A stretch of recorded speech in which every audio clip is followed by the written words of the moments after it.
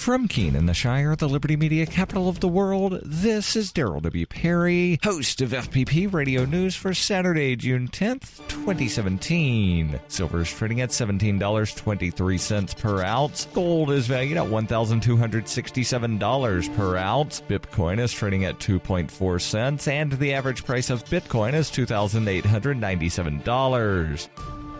Antiwar.com reports after 2 consecutive days of incidents in southern Syria's Daraa province, the first seeing U.S. forces attacking Shiite militias and the second seeing U.S. warplanes shooting down a Syrian drone, the Pentagon issued a statement praising Russia for being very helpful in calming the rising tensions in the area. Pentagon spokesman Captain Jeff Davis and Russia had communicated U.S. concerns to the Syrian forces that there had been multiple conversations over the past couple of days, which have resulted in the situation around the Daraa safe zone returning to relative calm. The U.S. accused pro-Syrian forces of violating the safe zone each of the last 2 days, though the drone appears to itself have been firing on U.S. ground troops who were also inside the safe zone, which they weren't supposed to enter. The U.S. has not formally endorsed the safe zone program yet, but it clearly is willing to use it as a pretext for attacking on other factions. U.S. forces are supporting a rebel faction that holds a base at Al-Tanf, and they've said that the forces they attacked were too close to the base, threatening U.S. personnel. The Syrian government has pointed out that the U.S. forces weren't invited into Syria in the first place and that they aren't justified in attacking pro-government factions just because they're too close to an area where U.S. troops aren't even welcome.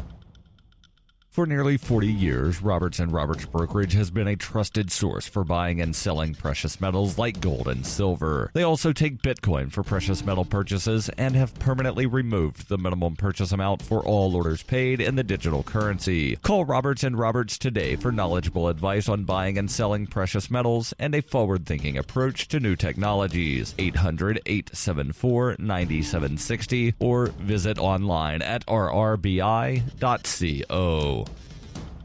UPI reports an investigation has concluded that President Donald Trump's social media director violated federal law earlier this year when he advocated for the election defeat of a Republican congressman. The Independent Office of Special Counsel said that Dan Covino Jr., the man who directs executive-level social media, violated the U.S. Hatch Act in April with a tweet that targeted Representative Justin Amash of Michigan. Scavino called on Trump supporters to defeat Amash in his next primary election. Amash, who's been critical of Trump, was reelected last November to a 4th term. Under the Hatch Act, most executive government employees, aside from the president, vice president, and certain other top-level posts, are barred from engaging in politics to influence a partisan election. The Office of Special Counsel said in its review that Scavino is among those workers not allowed to engage in such activity. The tweet was made on Scavino's personal Twitter page, which displayed a photo of him in the White House and identified him as a federal employee. The office said in a June 5th letter that it will not punish Scavino for the tweet, but warned that any future violation would constitute a willful and knowing violation of the law and could bring legal repercussions.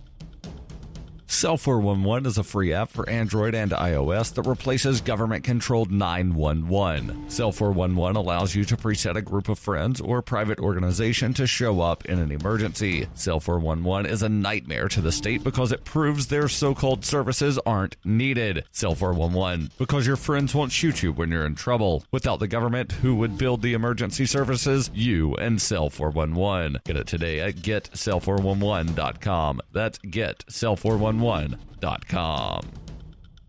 Reuters reports for more than a year, U.S. intelligence officials reassured lawmakers they were working to calculate and reveal roughly how many Americans have their digital communications vacuumed up under a warrantless surveillance law intended to target foreigners overseas. This week, the Trump administration backtracked, catching lawmakers off guard and alarming civil liberties advocates who say it is critical to know as Congress weighs changes to a law expiring at the end of the year that permits some of the National Security Agency's most sweeping espionage. Dan Coates, a career politician appointed by President Donald Trump as the top U.S. intelligence official, told the Senate Intelligence Committee it remains infeasible to generate an exact, accurate, meaningful, and responsive methodology that can count how often a U.S. person's communications may be collected under the law known as Section 702 of the Foreign Intelligence Surveillance Act, adding that even if he dedicated more resources, the NSA would not be able to calculate an estimate, which privacy experts have said could be in the tens of millions.